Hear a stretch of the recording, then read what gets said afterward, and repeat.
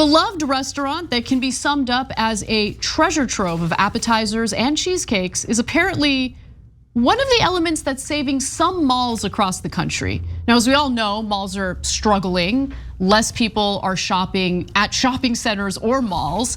However, some malls are doing all right. And that's according to a new paper by Matt Reedy. He's the director of CRE Economics with Moody's Analytics. And the name of this report is Get In, Loser, We're Going Shopping. Checking in on us, checking in on US malls. Now, one of the key factors that has destroyed malls in the country really has to do with the ease in which we can buy products we need online. Let's take a quick look at this graph. It'll show you that steep decline represented by the blue line. So that's the percentage of department store sales. And over the decades, it has gone down significantly, but the dark blue line that you see with the steep incline represents e-commerce, people shopping online. Now, with that said, let's talk about Cheesecake Factory. Get it. If the mall or shopping center has a Cheesecake Factory, they'd be doing all right, okay? Because people love Cheesecake Factory. It's just a fact. So when there is a Cheesecake Factory, what ends up happening is people go to the mall specifically for the restaurant, and then they end up shopping, right? They go for the cheesecake, they stay for the Banana Republic or whatever it is that they're shopping at the mall, okay? I wanna give you the details. In fact, Emily Peck at Axios, who reported on this study, said people go to the mall to go to Apple. Apple Store is another good example of whether or not a mall is gonna do well. They don't go to a mall and end up at Apple, Reedy said. He noticed the same pattern for Cheesecake Factory, the chain restaurant known for its enormous menu and, well, all the cheesecakes. And so if you look at places, let's take a look at the next chart. If you compare malls that have a Cheesecake Factory versus no Cheesecake Factory, you'll notice a pretty stark difference. So about 93% of loans backed by malls with a Cheesecake Factory are actually current on their payments. Compare that to around 72% of those without the restaurant.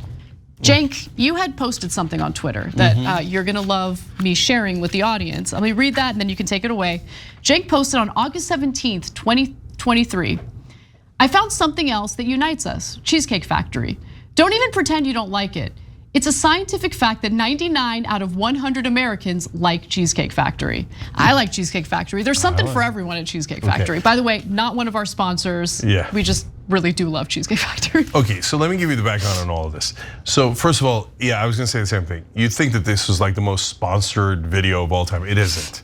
And by the way, thank you, right wing. Right wing makes politics so toxic that news shows have trouble getting sponsors. Even if we're like genuinely love Cheesecake Factory and keep saying it for free, right? They're like, I don't know though. They're against racism and etc. So I can't tell. Anyway, so I'm not loving the corporation.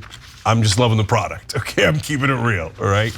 And I did that tweet because Anna challenged me to find things that unite the country as opposed to the things we often talk about, which divide the country, right? And so that happens a lot in news and politics. And I came up with one. It was Cheesecake Factory. And so it was way before this story ever came out, of course. And the reaction on Twitter was to be expected. Actually, kind of. So part of it was expected because people were like, oh, that's totally true, man. And even like MAGA right wingers were like, well, the brother's got a point on this one. Because they have something for everyone. That menu is a book. What's your favorite thing at Cheesecake Factory? Okay, so don't get me started. All right, first of all, the chicken romano, the cheese crusted chicken that they have. Okay. Second of all, I love the buffalo, but not the buffalo wings. The buffalo wings are fine, but the one that's also in a crust, like that you dip in. Okay. Boneless? It's actually. I'm having trouble describing it. So many different appetizers. Yeah. It's buffalo chicken, but it's like popper almost or something, right? Okay. Yeah. Chicken poppers. Yeah. I'm into chicken poppers. My favorite thing on their menu is their avocado egg rolls. Have you ever had them? Yeah, like see, that's the buffalo chicken thing that I'm talking about is like an egg roll, okay, but it's buffalo chicken instead. Okay, got it. So there you go.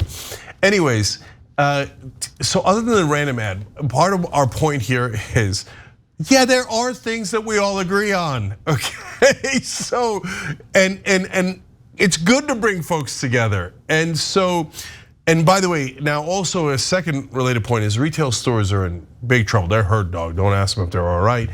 Commercial real estate's in big trouble, etc. So when we find things that unite us and then we go there, that's good. We know why another reason I care, because I think that a communal experience is important. We need more communal experiences. We need to interact I can't with believe people. I'm saying that. Yeah, I know, of all people, even Anna's saying it. Yes. She doesn't really like people. No, I do though. I do like people, believe it or not. In small doses. I'm an introvert, so like interacting with people actually like is exhausting. But I still love people. Yeah, just totally coincidentally, last night on one of our old school episodes, Ben Glee, Ben Mankiewicz, and I were talking about Blockbuster and the old days and what do we miss about Blockbuster. And Ben Mankiewicz said, the communal experience, yes, right? Yep. You would go there with friends, you pick out movies together, and you'd meet other people and you'd talk to them. Oh, you like that one? Oh, I love this one, right? Etc. And we're losing that, guys. We're losing it. So we don't look. The bottom line is, I don't know Cheesecake Factory from a hole in the wall. Maybe I have no idea what kind of corporation they are, etc. etc.